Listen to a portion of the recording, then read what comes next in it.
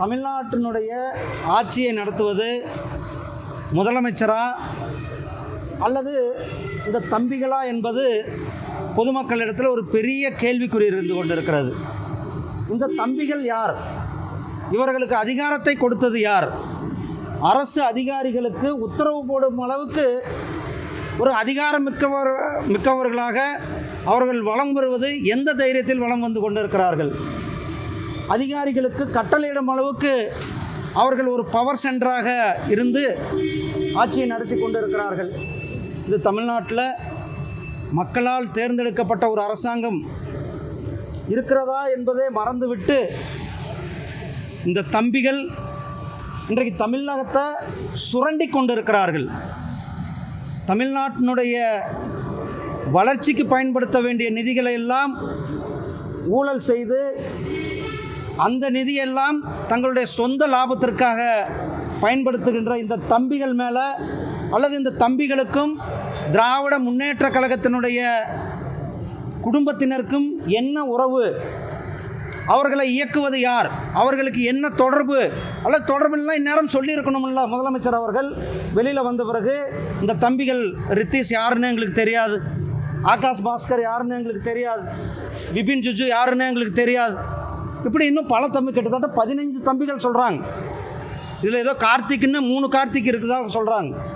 அப்போ இவர்கள் எல்லாம் ஒரு பின்னாடி இருந்துக்கிட்டு மக்களுடைய பணத்தை சுரண்டி கொண்டு வளர்ச்சி திட்டங்களுக்கு, ஏழை எளிய மக்களுக்கு போக வேண்டிய நிதியெல்லாம் கொள்ளையடித்து இன்றைக்கு இரண்டாவது, அதாவது சைமல்டேனியஸ்லா என்று சொல்லக்கூடிய இன்னொரு பக்கமான ஆட்சியை நடத்தி கொண்டிருக்கின்ற இந்த தம்பிகள் யார் என்பதை, அவர்களுக்கான தொடர்பு என்ன என்பதை தமிழக மக்களுக்கு முதலமைச்சர் திரு ஸ்டாலின் அவர்கள் உடனடியாக விளக்க வேண்டும். அதே போல் உதயநிதி ஸ்டாலின் அவர்கள் நேற்றைக்கு முன்னாடி வேங்கிவாசல் போனார். வேங்கிவாசலில் அது புதுக்கோட்டை மாவட்டத்துக்கு போனார். புதுக்கோட்டைக்கு போகும்பொழுது அது இப்போ திருமாவளவன் அவர்களும் புதுக்கோட்டையில் போய் டாக்டர் அம்பேத்கர் சிலை அவர்களுடைய சிலையை திறந்து வைத்திருக்கிறார்கள். போயிட்டுனது, சிலை திறந்தது நல்லது. அப்படியே அந்த வேங்கிவாயில் பக்கம் போயிட்டு வந்திருந்தாங்கன்னா நம்ம எல்லோரும் சந்தோஷப்பட்டிருப்போம். அந்த மக்களை போய் அட்லீஸ்ட் நீங்கள் நியாயம்தான் உங்களுக்கு கொடுக்கல, சரி எப்படி இருக்கீங்கன்ட்டு அந்த மக்களை சந்தித்து விட்டு உதயநிதி ஸ்டாலின் அவர்கள் வந்திருந்தால் நன்றாக இருந்திருக்கும். அதே போல் அரக்கோணத்தில் நம்மளுடைய சகோதரி, அந்த சகோதரிக்கு நியாயம் கிடைக்கவில்லை. எப்படி பொள்ளாச்சி வழக்கில் இந்த குற்றவாளிகள் கைது செய்யப்பட்டு அந்த வழக்கு சிபிஐ இடத்துல ஒப்படைக்கப்பட்டு அவர்களுக்கு உடனடியாக தண்டனை பெற்று தரப்பட்டிருக்கிறது. அதே போல் இந்த அரக்கோணம் வழக்கிலையும் சிபிஐ இடத்துல கொடுக்க வேண்டும். இந்த அரக்கோணம் வழக்கில் பின்னணியில் இருக்கிற சார்கள் யார்? தமிழ்நாட்டில் எப்படி ஒன்றும் சார்கள் ஒரு பக்கம் சீரழித்து கொண்டு இருக்கிறார்கள் சகோதரிகளை, இன்னொரு பக்கம் தம்பிகள் மக்களுடைய பணத்தை சுரண்டி கொண்டு இருக்கிறார்கள். இப்படி தான் இன்றைக்கு சார்களுடைய ஆட்சியும் தம்பிகளுடைய ஆட்சியும் நடந்து கொண்டிருக்கிறது. தமிழ்நாட்டில் ஒரு வெட்கப்பட வேண்டிய ஆட்சி திராவிட முன்னேற்ற கழகத்தில் ஆட்சியானது நடந்து கொண்டிருக்கிறது.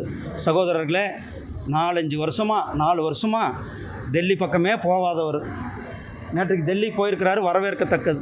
இதை 4 வருஷத்துக்கு முன்னாடியே போயிருந்தா நீ தமிழ்நாட்டினுடைய வளர்ச்சிக்கு தேவையான நிதிகளை பெற்று தமிழ்நாட்டினுடைய தேவைக்கான திட்டங்களை பெற்றிருந்தா இன்னும் தமிழ்நாடு வேகமாக முன்னேறி இருக்கும். இப்போ போய் கடைசி நேரத்தில், ஆட்சி முடிகிற நேரத்தில் நாங்கள் அவர் அரசியலுக்காக அங்கே போயிருக்கிறதாக தான் மக்கள் பார்த்து கொண்டு இருக்கிறார்கள். இதை 4 வருடமாக சின்னதுக்கெல்லாம் கூட நாங்கள் எல்லாருமே உங்களுக்கு தெரியும், சின்ன விஷயத்தை கூட அது அரசியலாக ஆக்கினார்கள். கடந்த 4 ஆண்டுகளாக தமிழ்நாட்டினுடைய வளர்ச்சியை பற்றியோ தமிழ்நாட்டினுடைய மேம்பாடை பற்றியோ கொஞ்சம் கூட அக்கறை இல்லாத ஒரு அரசாங்கம் தான் இங்கே நடந்தது. ஒரு சின்ன உதாரணம், ஃபாக்ஸ்கான் நிறுவனம் இங்கே வர வேண்டிய நிறுவனம். ஆனால் அந்த நிறுவனம் இங்கே வராமல் இப்போ உத்தரப்பிரதேசத்துக்கு போயிருக்கிறது. அப்போது இவர்களுடைய செயல் திறனற்ற தன்மையினால் இவர்கள் சரியான முதலீடுகளை கொண்டு வர தவறியதனால சரியான நிறுவனங்களுக்கு அவர்கள் அந்த ஊக்கமளிப்பு கொடுக்காதனால பல நிறுவனங்கள் தமிழகத்திலிருந்து வெளிநாடுகளுக்கு போகிறதுனால தமிழ்நாட்டினுடைய வருமானம் போச்சு, தமிழ்நாடு மக்களுக்கு கிடைக்கின்ற வேலைவாய்ப்புகள் போகுது.